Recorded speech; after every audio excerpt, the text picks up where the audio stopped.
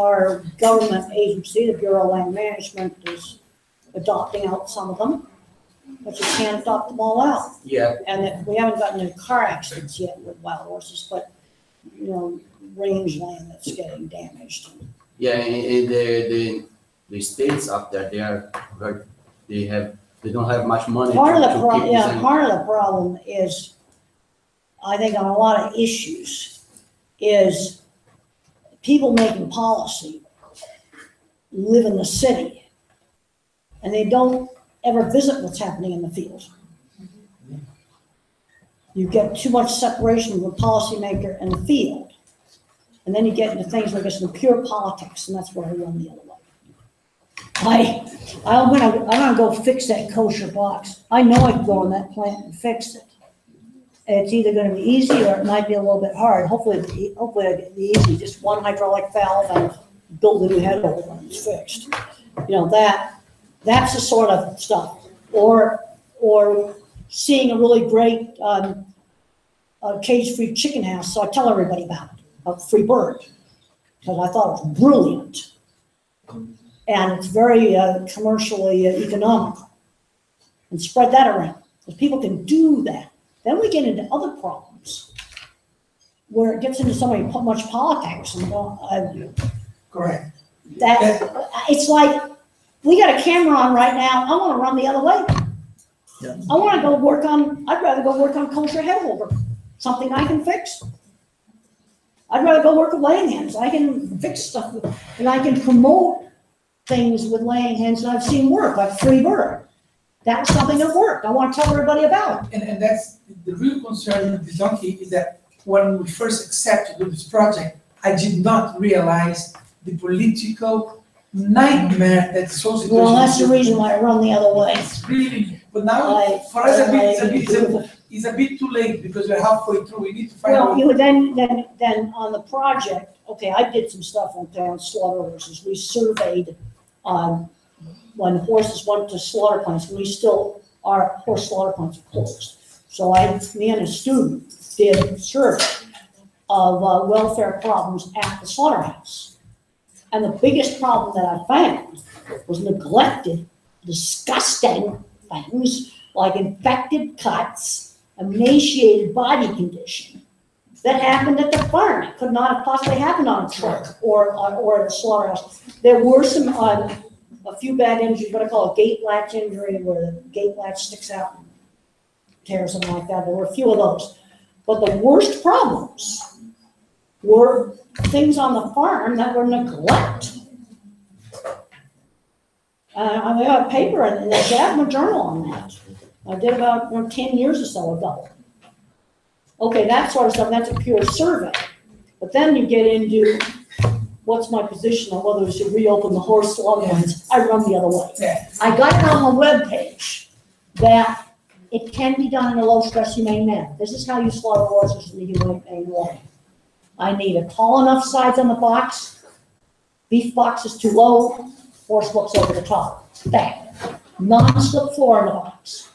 But one of the most important things, different from beef, is two people. One that shoots and one that drives and operates the gates. And I need those two people, because if a person tries to operate the box by themselves, you drive the gate and the horse in, shut the gate, run around, pick up the gun, the horse is going berserk. You want the horse to walk in, shut the gate, bang. And that two people thing is important. And then you have to have a manager that cares, and I want to put on a really strict auditing program with TV cameras. TV cameras. Yes, doing numerical measurements of it.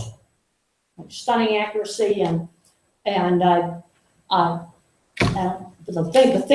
biggest thing that's different with beef is I gotta have those two people, one that shoots and one that operates the box and brings the horse up the race. Gotta have two people. Somebody's calling me from home. It's my student. Hello, Helen? Yeah.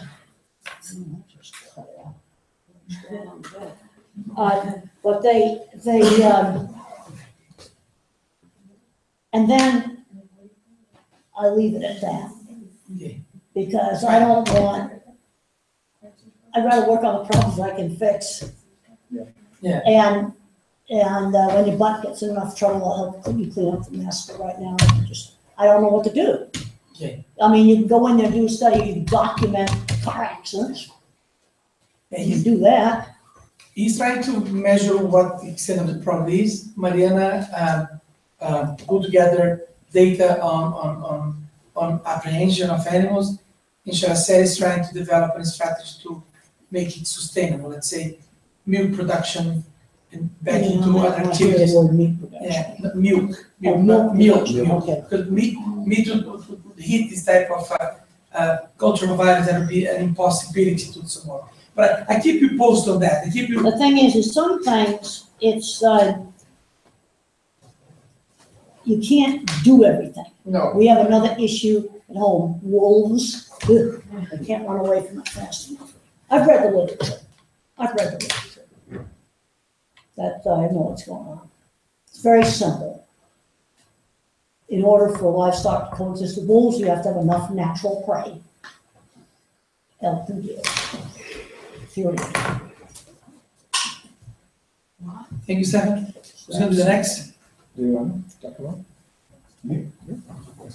It's like. But there's some things Yeah, where we should come where close to the I'd camera. rather go Thank work you. on something like telling you guys about free bird, so that people here build free bird. Yeah. That interests me a lot more. And I drew you a little drawing how to make that land. That's the,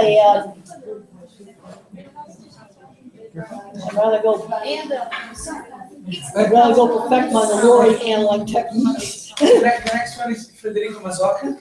Okay, I'm working with a sheep project in the south of Brazil to adapt and implement animal welfare protocols. for sheep, I want to make sure I'm hearing that. And to get short chain and to get the stronger farmer relation. Well, one of the things we need to measure in sheep is when you shear them, cut scoring. Oh. Cut scoring, that's Would simple. you not include that in our? Yes, for sheep, cut scoring for sheep. Would you not in our protocol then? No. Well, I would have that in the protocol, we're gonna measure them for cuts. And there's a big difference. Fresh cuts. Fresh cuts from shearing. Okay. Sloppy shearing cuts up shape. Or you're cutting teeth off, and there's more of that. Right. But a measure of shearing based on cutting. Now, obviously, it can never be zero.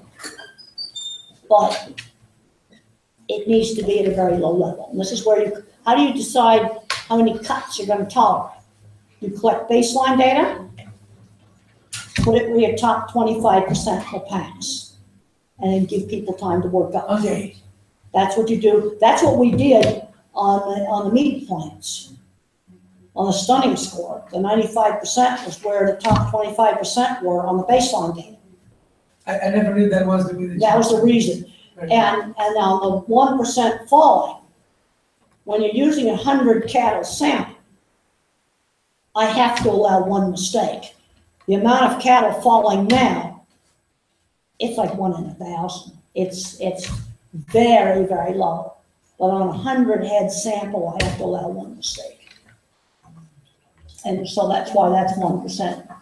And in the new version of the guideline, they just upped the stunning score to 96%, because the plants are doing better.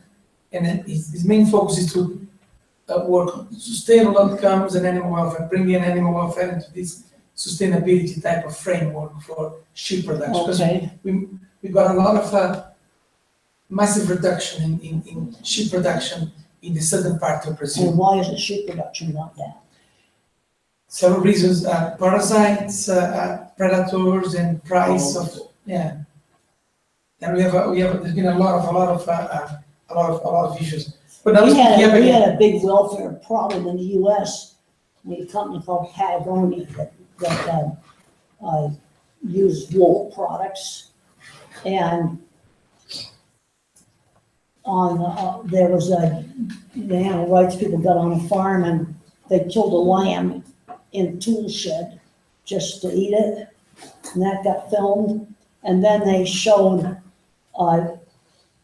really crappy Australian shearing and said it was that supplier. And when I looked at those videos, I go, wait a minute, those are Australian shape and Australian equipment. That didn't even happen at your supplier. And one of the things that had to train the people that were making wool clothing was what good shearing is supposed to look like. So we went on YouTube and I found video of good shearing, good Australian shearing, not bad Australian shearing, good Australian shearing. Watch this. That's what it's supposed to look like. No, we need to be doing cut scoring and shearing. And that needs to be gotten down to low level. I'm not sure exactly what the level should be. That's something to be a good project, would be to develop cut scoring That's a for good idea. more That's a good shearing. I'd rather take a piece of welfare that you can put your head around, do a nice little project on it, and you look at different people shearing shape, and you're gonna get a big difference between your best shearers and your worst shearers, how many cuts they put on shape. That would be a Nice. really nice project, Very just nice. that alone, really good project. And you think the wool quality is a good feasible indicator for the practice? Well, actually, I learned when I went to Australia, the merino shape, they like fine wool, small little slender fibers. And sheep on poor pasture make fine wool. Oh, really? Yeah, that's not, I wasn't really happy when I found out about that. Oops. That's not a good indication. No, it's not a good indicator. I would tend to, when you're working on a new territory in animal welfare, is let's work on basics. Yeah. Emaciated body condition. Okay, if we're in a wet climate, like in the UK, you get foot rot. Yeah. Yeah. I am gonna, in a wet climate, I'm gonna measure lameness. And foot rot causes lameness. See, the thing that's good about lameness is 10 different things make sheep or cattle lame or pigs lame. And so for an auditor, if I'm running a supply chain, I find too many lame sheep, regardless of the reason. In wet climates, I'm gonna be really going after foot rot, and I'm gonna be measuring lameness and And one point is where one welfare approach, a mining project is compromising the origin, denomination, and sustainability of this native biome. all right, now see, this is very abstract talk. You see, I'm a visual thinker, and I don't know what I mean by that, and I can't tell whether I need to keep this sheep farm on my supplier list or not, because I don't know what it did. Right. I can measure cutting sheep up, you're gonna get delisted. If they're out there eating the pasture down to the bare dirt, because they're not managing grazing, no, I'll take them off the approved supplier list for that. That's not sustainable. I think sometimes on sustainability, it's easy to define what's not sustainable. And eating pasture down to bare dirt wrecks the pasture and is not sustainable.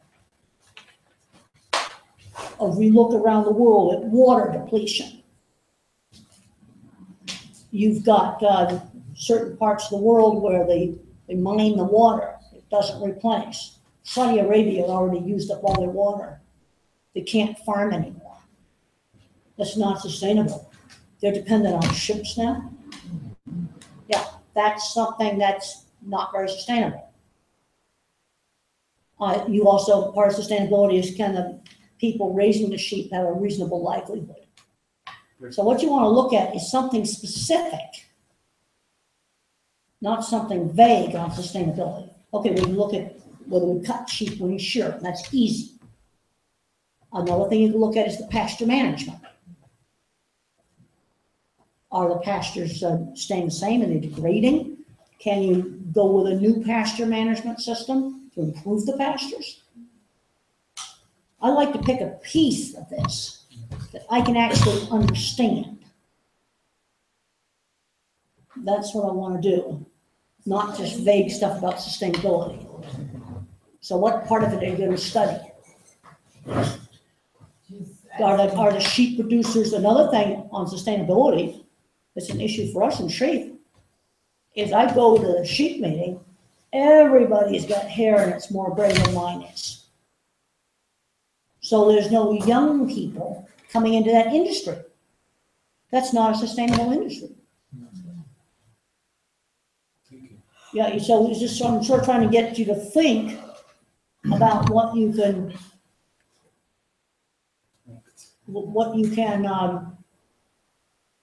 something more specific to look at. So do you think you're gonna go on pasture? What do you think it would be? Pastor. Okay, then you're gonna look at the pasture.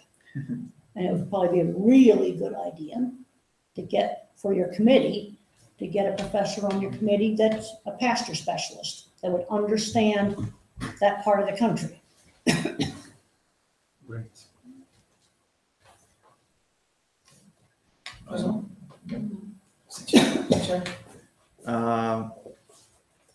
My PhD project, I will work with the neglected sex, with males, especially boars.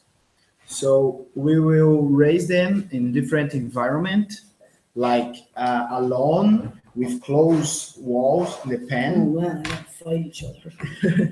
But and then we have a different. We're not completely defining every treatment, and we also have a group. It's a collective pen with more than 3 animals per pen, but they Okay. need to be raised since really small, like piglets together. To then they can stabilize. Raise the boar piglets together and let them just grow up together. Yes, yes, Okay, and also maybe some dietary challenge, like they are restricted fed also as pregnant sows because the diet well, is they so get too fat concentrated. otherwise, yeah. Yes, and so we can increase the fiber content. You as- can give them lots of fiber and that'll Yes. fill them up and they won't make them fat. Yes, yes, and but the main of the project is see the difference in the behavior and the physiology, like salivary cortisol, maybe some indicator in urine or something, and the epigenetic change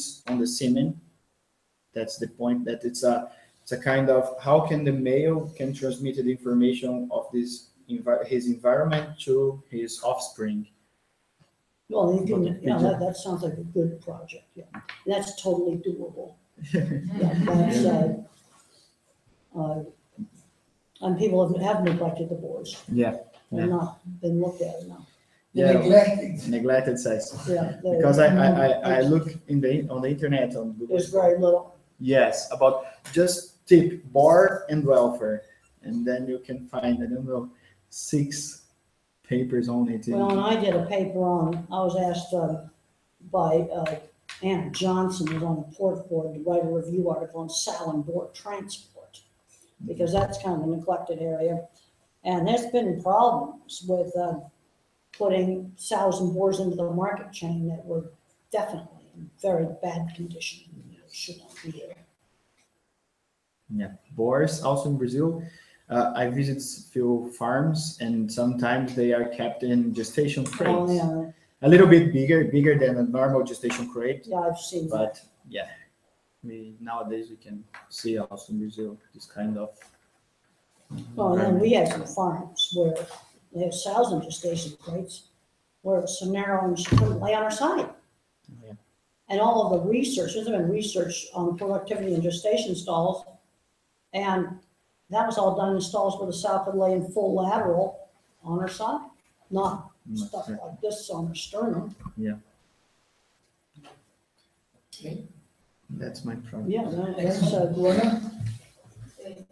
Yeah, you can you closer to the camera, please?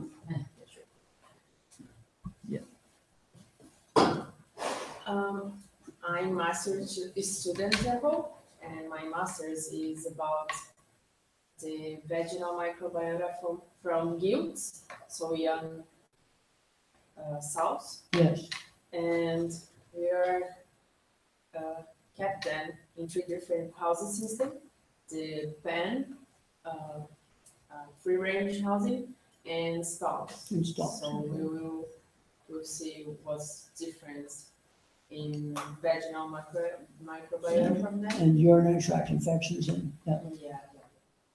And salivary cortisol too, yeah. and behavior. I already finished my first experiment. Then 21 animals, 7 kept in each housing system. So we will look up to the data now and see what. Yeah, and then you're probably right now analyzing data and you're not sure how it's come out. No. Yeah, because you're right in the analyzing stage.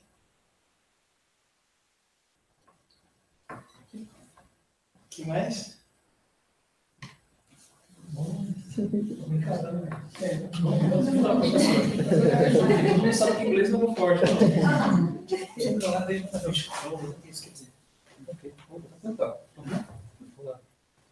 Evandro is the only one. Evandro is doing his PhD. He's also a scientist in a state called Instituto de Zootecnia, and he's doing his PhD on laying hens. Okay, Density. so you're in egg producers organization Yes. too? Okay, Yes, all right, hens and quails. yeah, Yes. My research has had evaluated, sorry, my poor Okay. English. Evaluated quality Outcomes. outcomes. 5 lines with hens, lines, and 5 density accommodation into cages. Parameters and physiologies evaluated.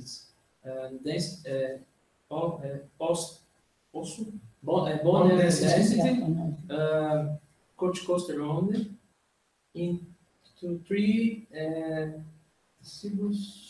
tissues, plasma, and feathers, and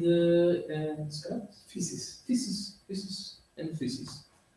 And egg quality too. You did a lot of work Yes, on egg quality. egg quality, evaluated. Trabalho está sendo finalizado. Yeah, you're finishing now. I'm finishing now. He's finishing now the studies with the physiology. And this guy, he built the facilities to do the study. He built the facility, then finished up his nice experiment. Good. Because of this experiment, we had this experiment because Brazilian industry has been 90% the system breed hens into cage, but don't have a regulation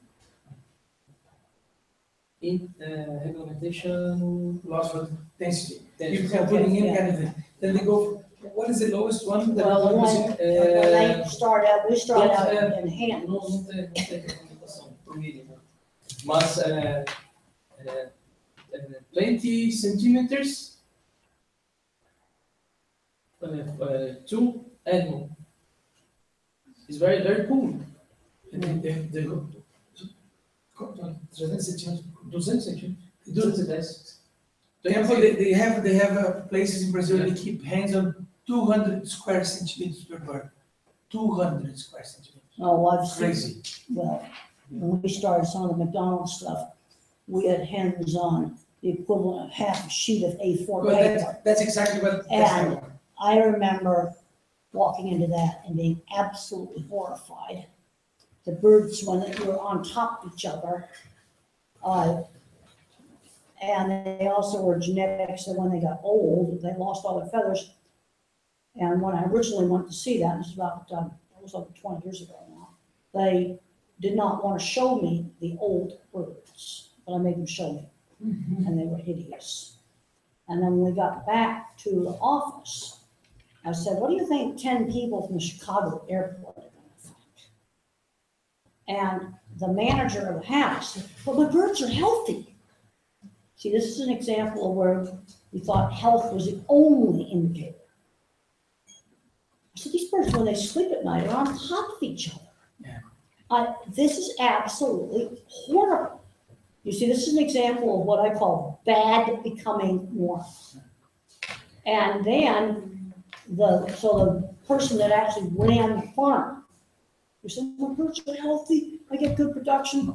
But the vice president of this big corporation over the farm called me the next day and said, oh, you made me really think about those 10 people from the airport. But this was the vice president. It wasn't the person on the farm who thought everything was fine. Yeah. That had become normal. Yeah. Thank you very much. Marcia, let's say something, Marcia. You, Marcia.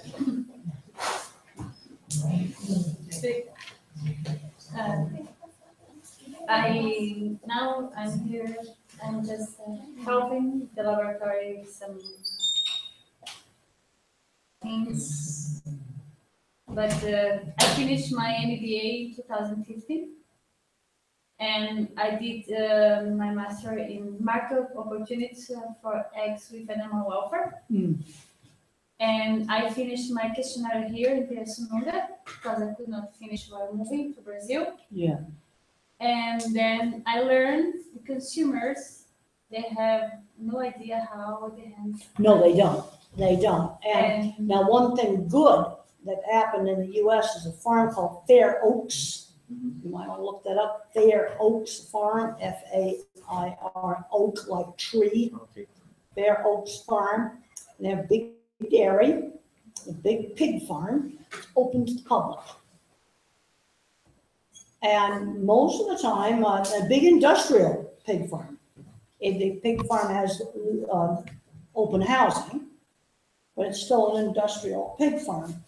And people's reactions have been more or less positive when you just show them. And Fair Oaks is to be commended for what they've done. I think we have to show consumers, stuff. Yeah.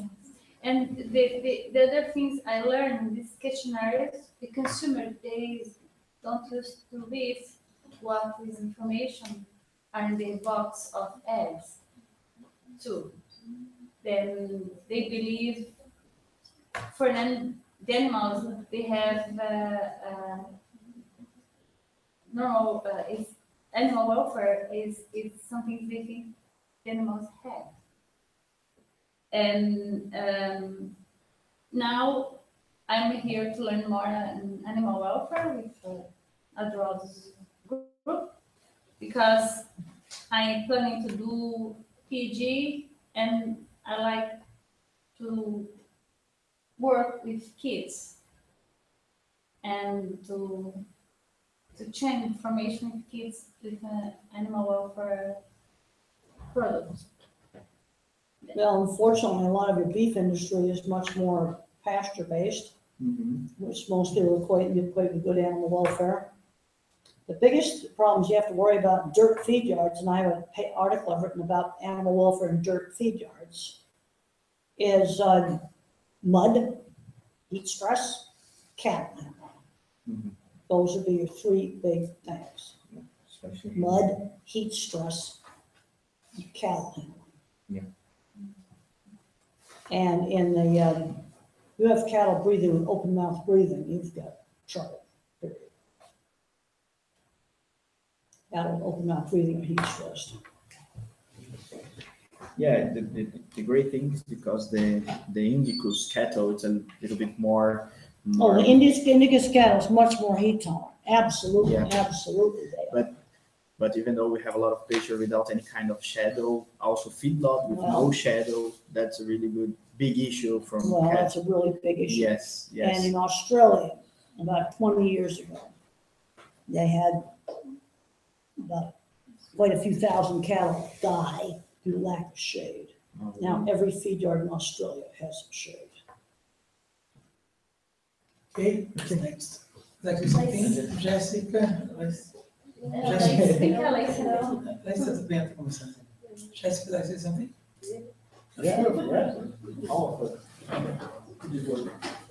Jessica, she's associated with the program, she has another, I'm not yet Jessica's supervisor, and I'm trying to buy her. Jessica's done some work on immunology in calves, and Dairy respiratory calves? disease. Dairy calves and respiratory diseases. She can tell you all about. Yeah. Well, I'm a master's student and I work with their care. Yeah, And I studied with respiratory system and I had 12 cows and then I separated in 2 groups and all of them I put, eu não sei por cima dele, porque é diferente. Oh, is the pastorella, this respiratory disease. yeah. And I inflate and then treat one group with antibiotic and the other with antibiotic and anti-inflammatory. Wait a minute, so Not what is- steroid. I want to understand what the 2 treatments are now. Yeah, she got these calves and infected them with the Okay, so you start out with infected calves, both treatments. Yeah, both Okay. treatment exactly, and half the treatment she gave antibiotics and half she gave antibiotics plus non-steroidal anti-inflammatory. And then she gave them antibiotics, but I'm just trying to Yeah, understand antibiotics. what the experiment is. Yeah, So you start out 2 groups of dairy calves. Yeah. Yeah. Okay, It's one group and I inoculate manheimia, That's pastorella, this infectious. yeah, okay, so you infected them, all of them. all of them, okay, so that's across both groups. And then And one's then- experimental and one's control. So what did you do? Yeah, but all of them are infected and then when they show the signs of disease, Okay, we treat. okay. And we did So one of the things you're measuring is how quickly they show the signs of the disease? about 18 hours, Okay. 22 hours, depends. And then I treat 6 of them with antibiotic and 6 of them the both treatment with antibiotic and non-steroid. Okay, some got just plain antibiotic Correct, and some got a nice SAD or non-steroidal correct. anti-inflammatory agent along with the antibiotic. Correct. Okay. You should look at the clinical recovery. Yeah, and so the finish of the treatment, we. They've done with the endoscopy to look at the Okay. inside of the Okay. trachea and the And bronchus. all the respiratory system and we collect bronchoalveolar lavage Yeah. and blood. And then 1 week after the treatment, we did again. So So what you're trying to see here is whether putting the non-steroid it's anti-inflammatory with the antibiotic is helpful. Correct. Yeah. And so what did you find? Was it helpful? I don't know yet. Or are you still doing the experiment? No, I finished the experiment, but I'm analyzing the. Okay, you're still analyzing data, Yeah. okay. The clinical sign did not show much difference. No. Clinical sign. Yeah, sometimes you can go, wow, there's a big difference. But maybe The there'll be a weight is difference. But maybe there'll be a difference in some of the other measures. I hope. And she's measuring quite exactly. She's measuring glucocorticoid in this lavage. Yeah, She measured that and looking at the whole immune system itself. and seeing that, well, you don't know until you analyze the data. Is there anyone else that wants to say something? Tem mais alguém que quer falar alguma coisa? Se não, a gente considera cumprida. Você está com... That we finish all the talking and stuff, Temple? Okay. And I kind of say, and thank you very much for... Incredible generosity and patience. I don't think I've met anyone so generous like you, Temple. Thank you very much. Well, thank you. No, and I just want to see people get out and do good things. I think it's a sustainability thing. People look at pasture, or you can look at something like sugar cutting. Abertura, that's a good idea, shearing cuts, that is something really good. Fresh cuts. Yeah, fresh cuts from shearing, inflicted by shearing. And it should be a very low level, not zero, but, you know, an occasional one maybe that long and you collect baseline. And because I've seen really sloppy where they've made cuts this long on them, just sloppy. And I take your position for a second. I suggest that we have some coffee. I need to go and get permission to go to the slaughter plant. I'd like to take you to the slaughter plant. After we go there for a second, just to have a coffee. Okay, all We go right. for a coffee and stay with her, and I'm going to just make sure that I get permission for us to go to the slaughter plant. Tell them to let them know. Thank you very much. Vamos tomar um café, pessoal. Todo mundo, eu vou ver se consigo